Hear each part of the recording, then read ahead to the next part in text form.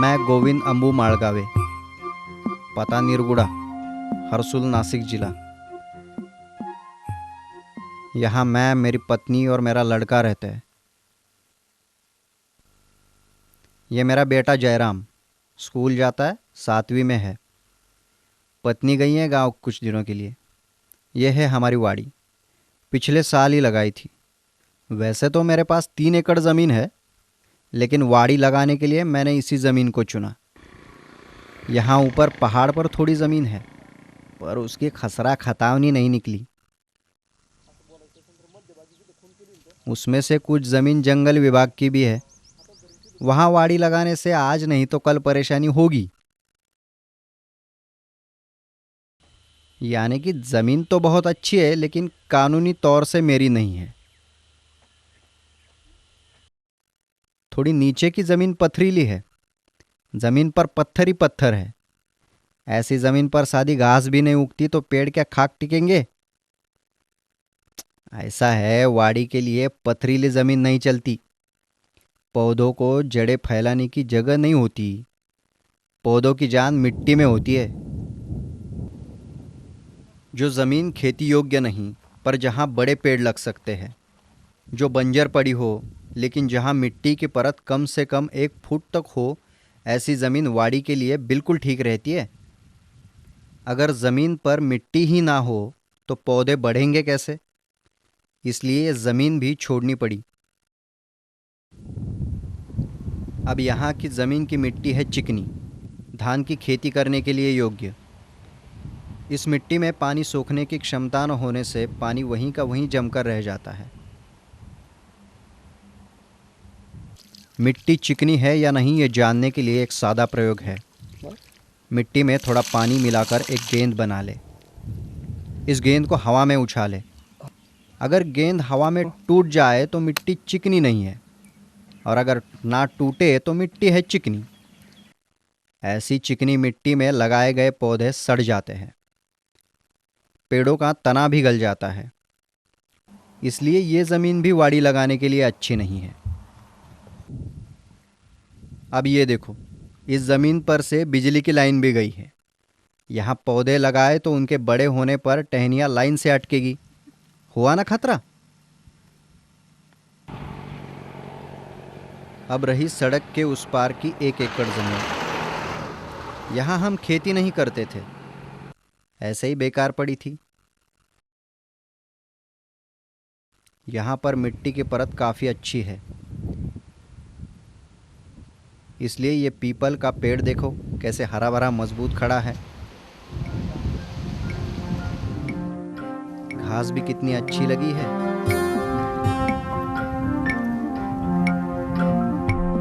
मिट्टी देखकर ही अंदाज़ा आ जाता है कि ये ज़मीन अच्छी है, पथरीली नहीं है, मिट्टी चिकनी नहीं है, साधारण ढलान है।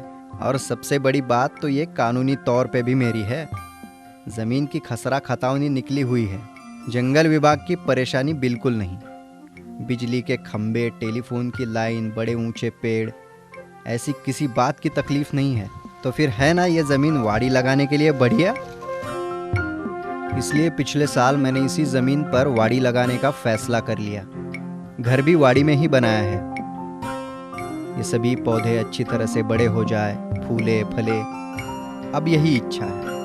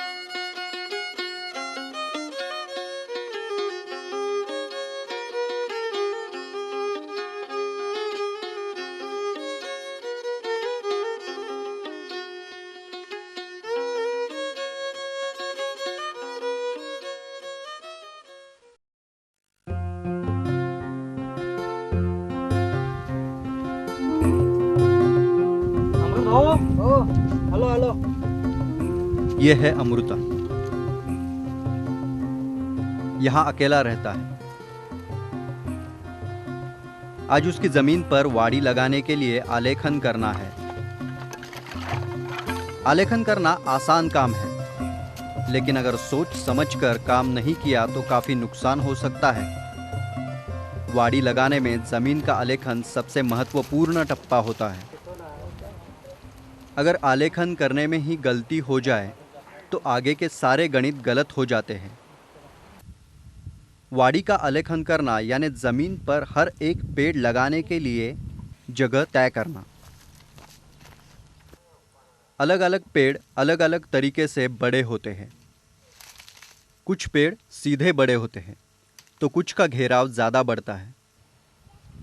दो पेड़ों के बीच अगर सही अंतर नहीं रखा तो उन्हें अपनी जड़ें और टहनियाँ फैलाने के लिए जगह कम पड़ती है। ऐसे में उनकी जड़ें और टहनियाँ एक दूसरे में फंसती है। ज़मीन के खाद्य पदार्थ दोनों पेड़ों को ठीक से नहीं मिल पाते। सही तरीके से आलेखन करके हम पेड़ों को बढ़ने के लिए जगह देते हैं। काजू के 20 पेड़, आम के 20 और आंवले के 20 ऐसे 60 पेड़ों की वाड़ी लगाने के लिए इस प्रकार आलेखन करना चाहिए। जमीन के सबसे चौड़े कोने से आलेखन करना शुरू करें। जमीन की हद पर बाड़ बनाएं। जमीन की हद से 2 मीटर अंतर पर जंगली पेड़ लगाएं। काजू के पेड़ हद से 5.5 मीटर अंतर पर लगाएं।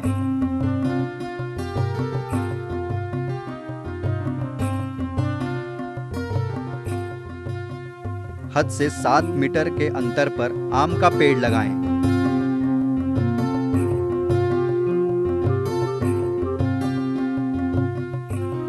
आम के पेड़ से काजू या आंवले का पेड़ 8.5 मीटर के अंतर पर होना चाहिए। आम के 2 पेड़ों के बीच का अंतर 10 मीटर होना चाहिए। एक काजू के पेड़ से दूसरे काजू का पेड़ 7 मीटर अंतर पर लगाएं। जमीन पर अंतर नापने के लिए एक लंबी रस्सी पर अलग अलग रंग की चिंदियाँ बांध के एक नाप तैयार किया जा सकता है। रस्सी के एक सिरे पर गांठ बांध दें। इस गांठ से 2 मीटर, 5.5 मीटर और 7 मीटर अंतर पर अलग अलग रंगों की 3 चिंदियाँ बांध दें। ये चिंदियाँ ज़मीन की हद से जंगली पेड़, काजू के पेड़ और आम के पेड़ लगाने के लिए निशान हैं। काजू के पेड़ के निशान से 7 मीटर के अंतर पर एक और चिंदी बांधे। ये चिंदी 2 काजू के पेड़ों के बीच का अंतर दर्शाती है। आम के पेड़ के निशान से 10 मीटर के अंतर पर एक चिंदी बांधे और एक 8.5 मीटर के अंतर पर बांधे। एक आम के पेड़ से दूसरे आम का पेड़ और काजू का पेड़ लगाने का अंतर ये चिंदियाँ बताती है। घुटने इतने लंबे 60 खुटियाँ तैयार कर लें। ये खुटियाँ पेड़ लगाने की जगह निर्धारित होने पर निशान के तौर पर वहाँ गाड़ी जाती है। नापने की रस्सी और खुटियों का इस्तेमाल करके 4-5 लोगों की मदद से 1 एकड़ ज़मीन का आलेखन आसानी से हो सकता है।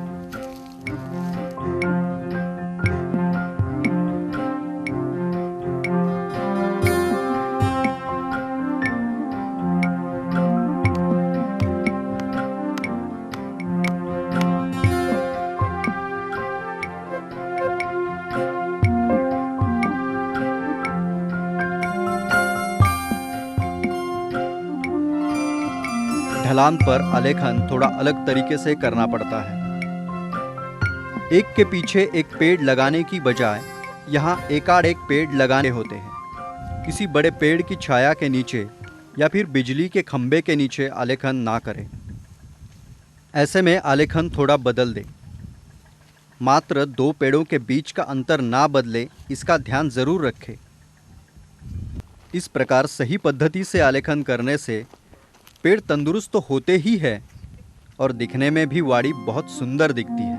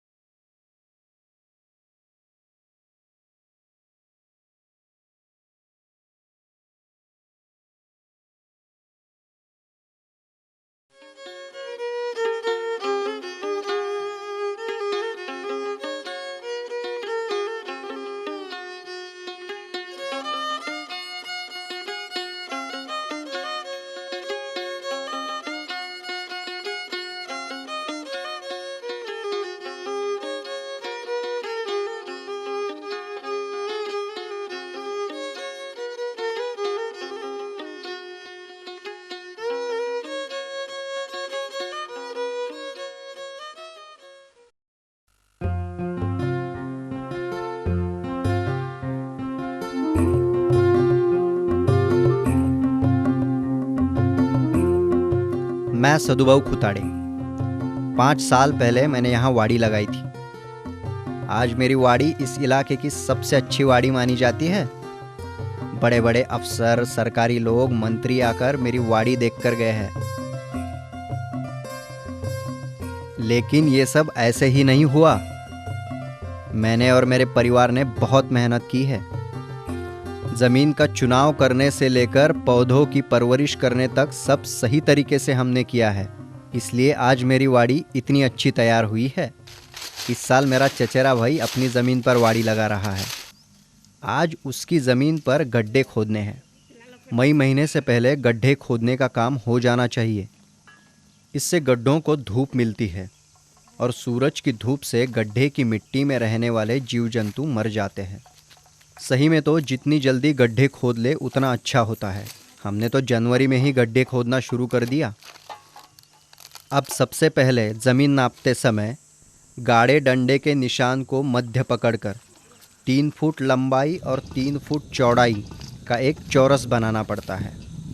इस चौरस का मध्य भाग अगर गलत हो गया तो बाद में पेड़ों के बीच का अंतर गलत हो जाता है। इसलिए चौरस सही ढंग से नाप कर बनाना बहुत ज़रूरी है। गड्ढे की गहराई कम से कम 3 फुट होनी चाहिए। उससे ज़्यादा हो तो चलता है, लेकिन 3 फुट से कम गहराई का गड्ढा बिल्कुल भी नहीं चलता। अच्छा, और एक बात, किसी बड़े पेड़ की छाया में गड्ढा नहीं खोदना चाहिए। बड़े पेड़ की छाया में पौधे बढ़ नहीं पाते। उसी तरह टेलीफोन लाइन या बिजली के तारों के नीचे भी गड्ढा नहीं खोदना चाहिए। ऐसा करना खतरनाक हो सकता है।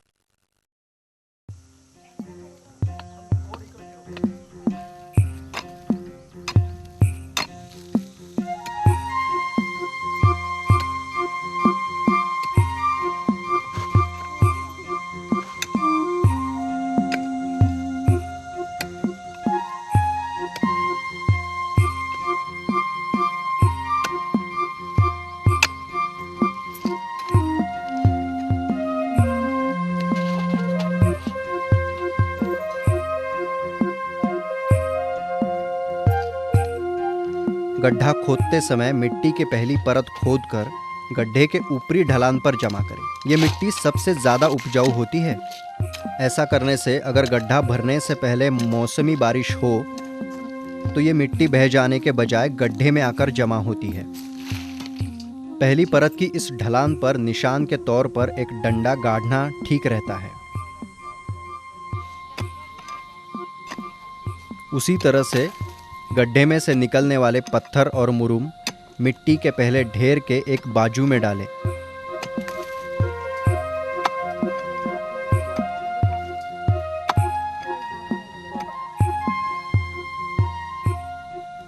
मिट्टी की दूसरी परत खोदकर पहले ढेर के सामने रखनी चाहिए। इस तरह से मिट्टी की परत अलग अलग जमा करने से गड्ढा भरते समय कौन सी परत पहले और कौन सी बाद में गड्ढे में भरी जाए, ये जानने में आसानी होती है। गड्ढा खोदते समय अगर पत्थर लग जाए तो गड्ढे की जगह थोड़ी हटाने से चलता है। गड्ढा अगर हटाना मुश्किल हो तो फिर ऐसे गड्ढे में देसी पेड़ जैसे सीताफल, चीकू वगैरह लगाना बेहतर होता है। गड्ढा खोदते समय नीचे तक एक सी लंबाई और चौड़ाई होना बहुत ज़रूरी है। अगर गड्ढा तिरछा खुदा गया हो तो दरभंगे का इस्तेमाल करके उसे एक समान बनाना पड़ता है।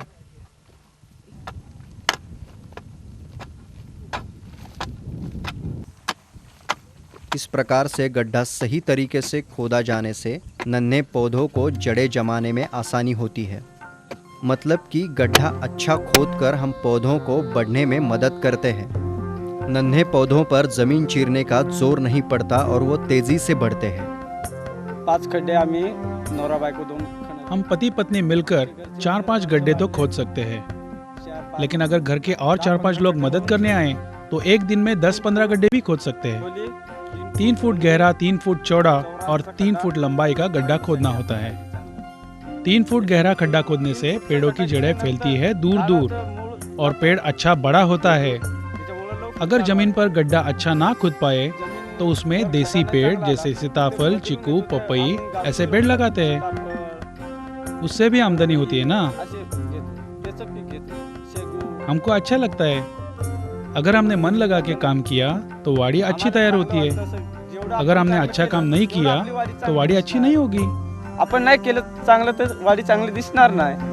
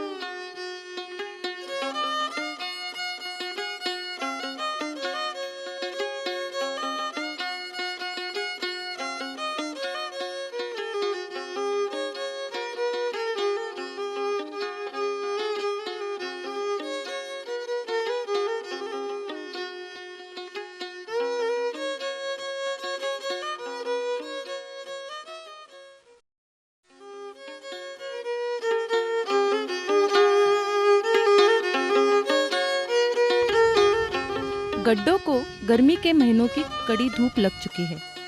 मई महीने के आखिर में गड्ढे भरने हैं। अगर गड्ढा खोदते समय अच्छी मिट्टी ना निकली हो तो किसी दूसरी जगह से उपजाऊ मिट्टी लाकर भी गड्ढा भरा जा सकता है। पहले 3-4 सालों में पौधे बहुत तेजी से बढ़ते हैं। इन सालों में पौधों को अच्छी खुराक मिलना बहुत ज़रूरी होता है। काफ़ी पहले से खूब सारी घास फूस पत्तियां जमा कर रखी थी। यही सब गड्ढा भरते समय उसमें डाले तो पौधों के लिए बढ़िया खाद मिलता है। उसी तरह नीम की खल्ली, केपुआ, खाद गोबर, बोन मिल यह सब भी गड्ढे में डालना होता है। कैसे भी गड्ढा भरकर नहीं चलता। डाल दी मिट्टी और हो गया काम, ऐसा करके नहीं चलता। गड्ढा भरने का भी एक तरीका होता है। सबसे पहले गड्ढे में चारों तरफ से लिंडेन पाउडर का छिड़काव करें, जिससे मिट्टी में होने वाली जीव जंतु मर जाते हैं। लिंडेन पाउडर डालने के बाद घास फूस और सूखे पत्तों को गड्ढे में डालना चाहिए। इसके बाद मिट्टी की पहली परत, जो सबसे उपजाऊ होती है, उसे गड्ढे में भरें। ये परत यानी गड्ढे की ऊपरी ढलान पर डाली हुई परत, जिस पर डंडे का निशान था।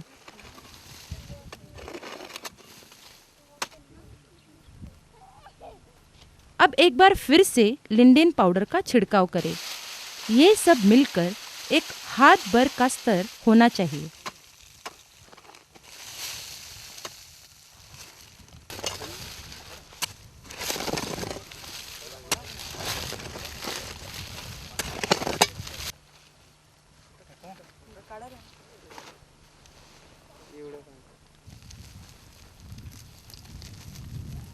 मिट्टी में लिंडेन पाउडर, गोबर खत मिलाकर इस मिट्टी की हाथ भर परत गड्ढे में डाल दें।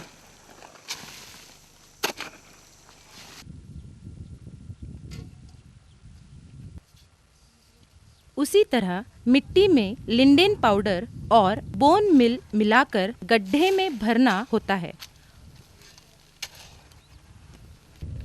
और एक परत मिट्टी और नीम की खल्ली का बना दे।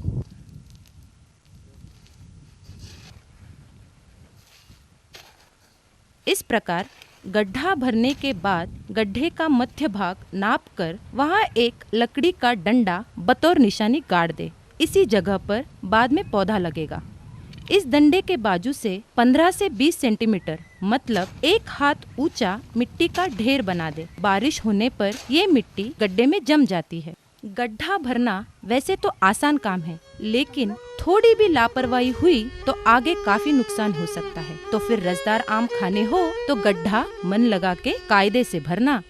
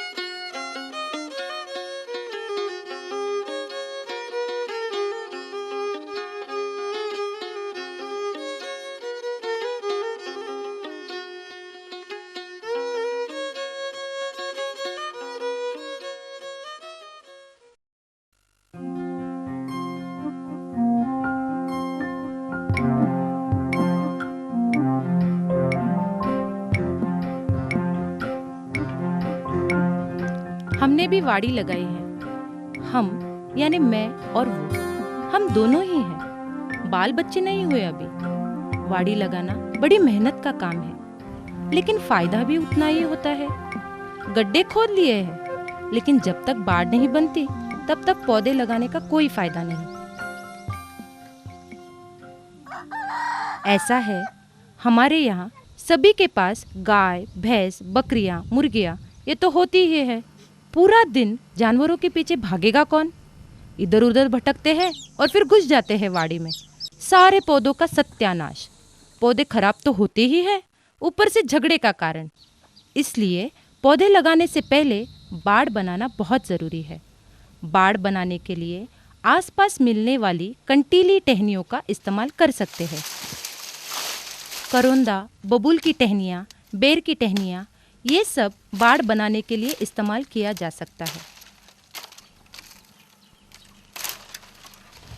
हमने बांस की लंबी टहनियाँ धूप में सुखाकर उन्हें सीधा बनाया। बाड़ बनाने के लिए बांस की ऐसी लंबी टहनियाँ अच्छी रहती है।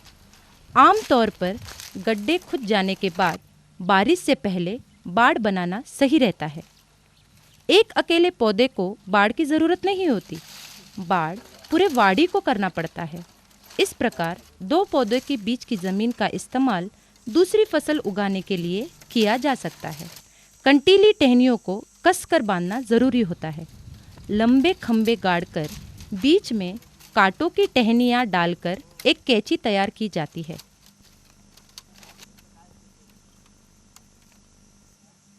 ऐसा करने से हवा से बाड़ टूटती नहीं है।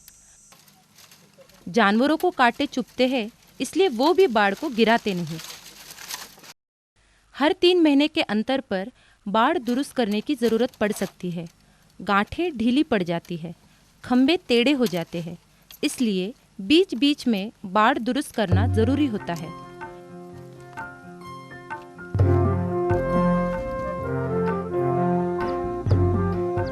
पूरी 1 एकड़ ज़मीन के लिए बाड़ बनाना आसान काम नहीं है। कभी लगा रहने दो, लेकिन फिर सोचा ज़मीन नापने में, गड्ढे खोदने में इतनी मेहनत की है, बिना बाड़ बनाए पौधे लगाए और जानवरों ने खराब कर दिया तो सारी मेहनत पर पानी फिर जाएगा। इसलिए जितना मन लगा के गड्ढे खोदे, उतना ही मन लगाकर बाड़ बनाए।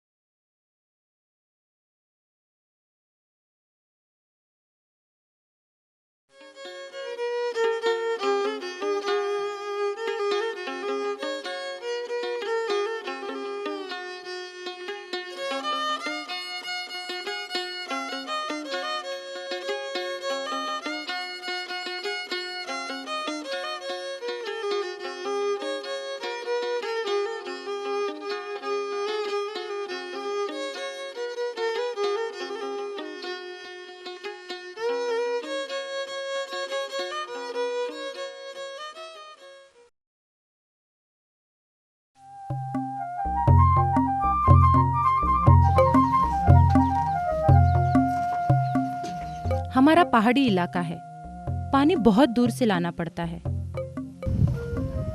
भगवान की कृपा से अच्छी बारिश हो तो 3-4 महीने थोड़ा आराम रहता है।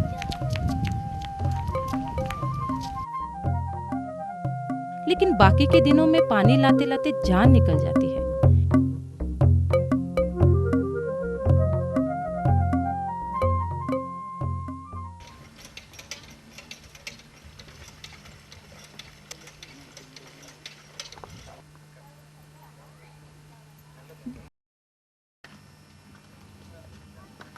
जो भी थोड़ा बहुत पानी मिलता है उसी का सही इस्तेमाल करना पड़ता है।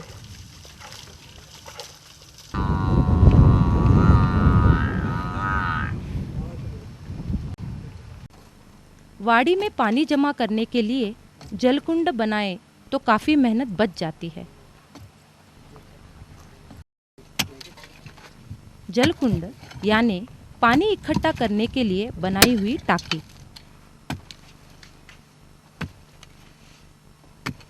ये टाकी वाड़ी की जमीन में गड्ढा खोदकर या फिर जमीन के ऊपर ईंट और सीमेंट से बनाई जा सकती है।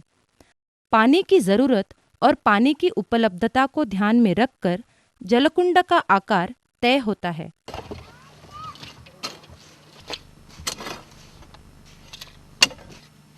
बारिश का पानी इसमें इकट्ठा होता है। बाद में इसमें बाहर से भी पानी लाकर जमाया जा सकता है और ज़रूरत के हिसाब से पौधों को दिया जा सकता है।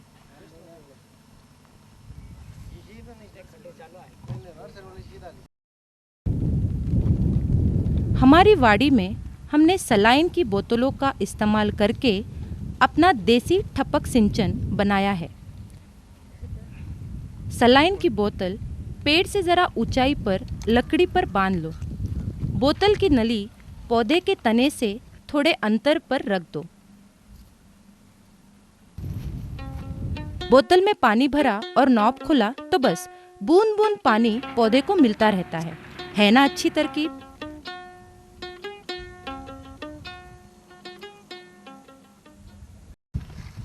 डिफ्यूज़र मतलब सीमेंट का एक खड़ा गमला। इसकी सतह में 3-4 सुराख होते हैं। इसके उपयोग से भी पानी का योग्य नियोजन किया जा सकता है। डिफ्यूज़र को पौधे से 1 हाथ दूरी पर गाड़ दे।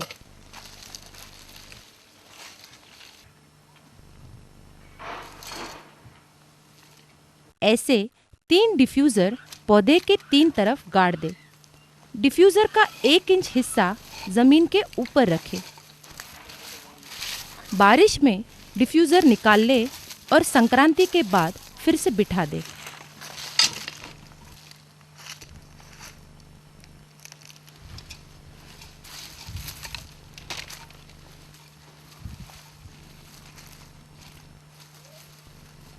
इस डिफ्यूज़र में पानी डालने के बाद वो धीरे धीरे सुराखों से सीधा जड़ों तक पहुंच जाता है।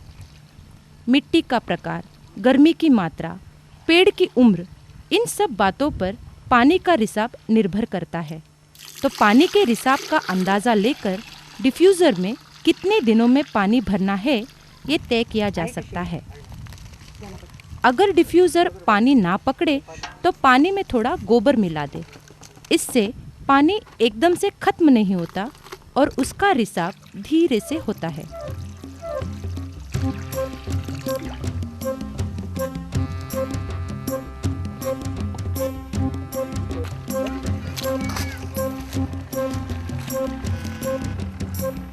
तो ऐसे कुछ आसान तरीकों से पानी का सही उपयोग होता है। पौधों को सही मात्रा में पानी मिलता रहता है और अपने श्रम भी कम होते हैं।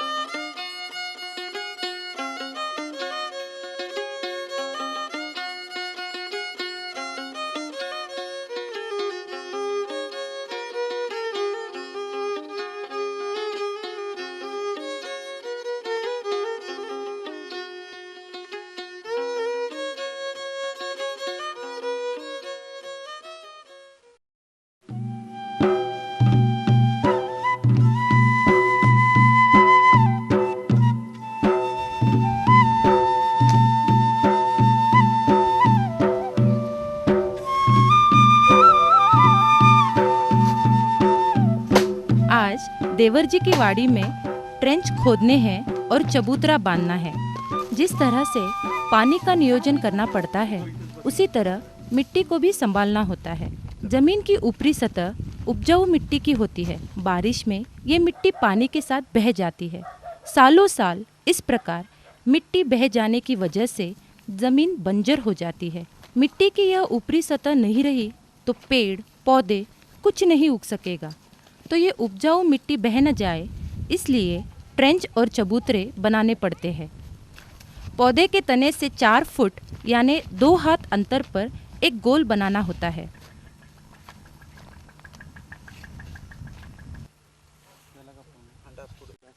पौधे के ऊपरी ढलान पर 6 फुट लंबा और 1.25 फुट चौड़ा यानी 4 हाथ लंबा और 1 हाथ चौड़ा एक ट्रेंच खोदना होता है।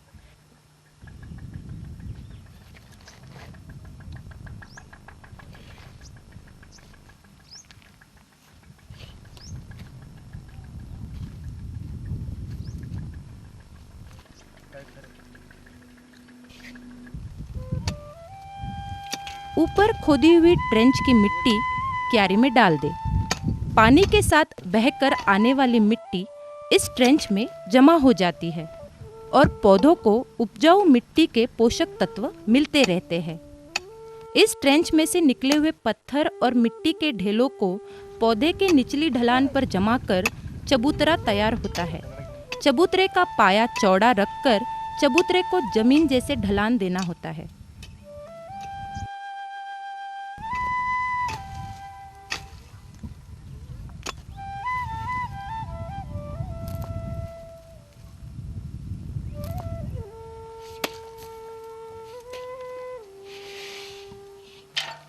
इससे चबूतरा मजबूत बनता है और बारिश से ढहता नहीं। उसी प्रकार क्यारी के अंदर की ढलान पौधे की दिशा में रखनी पड़ती है, जिससे दिया हुआ पानी बह न जाए। घर के 4-5 लोग हो तो काम तेजी से हो जाता है। इसी प्रकार ढलान पर बंड बनाने से भी मिट्टी को बहने से बचाया जा सकता है। बंड बनाने के लिए बड़े पत्थरों को एक के ऊपर एक रखकर घुटने की ऊंचाई तक की दीवार बनाएं। बस बन गया बंड। इस वाड़ी के पड़ोस की वाड़ी भी हमारी ही है। 5 साल पहले लगाई थी, लेकिन अभी तक एक भी आम खाने को नहीं मिला। यहाँ पर गड्ढे छोटे खोदे थे, ट्रेंच चबूतरा ऐसा कुछ भी नहीं बनाया था। इस साल इस वाड़ी में भी ट्रेंच चबूतरे बनाने हैं। काफी फायदा होगा उससे।